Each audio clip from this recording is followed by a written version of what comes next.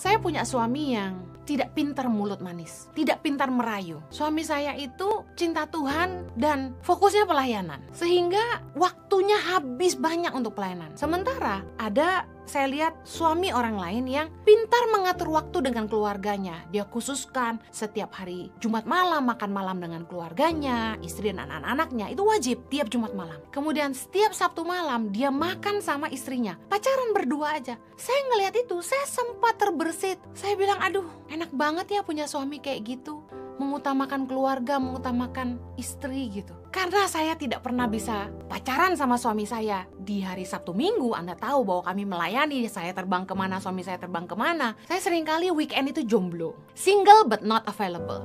Nah, waktu satu kali saya ada sedikit merasa, aduh kok suami saya tidak seperti suaminya gitu ya. Tiba-tiba Roh Kudus ingetin saya. Roh Kudus bilang gini, kamu sanggup gak membayar harga yang dia harus bayar untuk suaminya? Jadi saya ngerti bahwa ternyata gini, apapun yang berkat kita terima dalam hidup kita, siapapun yang menjadi pasangan kita, itu ada berkatnya, ada harga bayarnya. Seperti Anda ingin dipromosi, ada harga bayarnya. Anda harus kerja keras, Anda harus berintegritas, Anda harus membuktikan bahwa Anda mampu dipercaya. Nah, ada harga bayar untuk apapun dalam hidup ini. Nah, suaminya seperti itu, saya kan gak tahu jelek-jeleknya. Yang saya tahu bagus-bagusnya. Yang tahu buruk-buruknya kan istrinya. Nah, berarti ada harga bayar yang mahal sekali untuk bisa punya suami yang seperti itu. Kita gak bisa bandingin hidup kita dengan orang lain. Kalau kita selalu bandingin pasangan kita sama pasangan orang lain, gak akan pernah ada habisnya. Karena tiap orang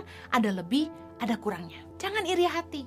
Oh, suaminya kaya bisa kasih dia apa saja. Gak masalah. Kan kamu gak tahu harga bayarnya. Yakobus 3 ayat 14 bilang gini. Jika kamu menaruh perasaan iri hati dan kamu mementingkan diri sendiri, janganlah kamu memegahkan diri dan janganlah berdusta melawan kebenaran. Saya belajar bahwa orang tuh menghakimi karena dua hal. Yang pertama, karena iri hati.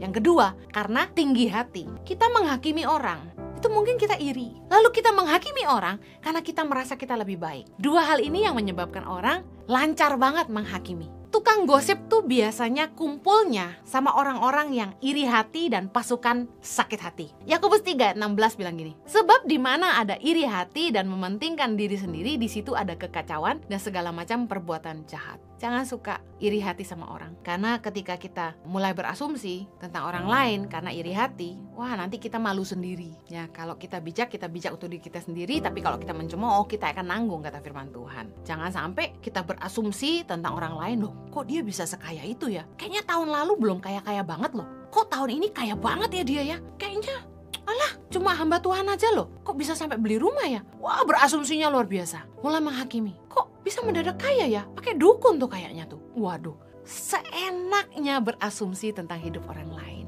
Lalu, berdasarkan asumsinya sendiri, kita menghakimi orang lain. Bahaya sekali iri hati. Kita harus ngerti bahwa yang sebenarnya itu belum tentu seperti apa yang kelihatan. Orang kan sering posting di Instagram, kelihatannya bahagia gitu ya.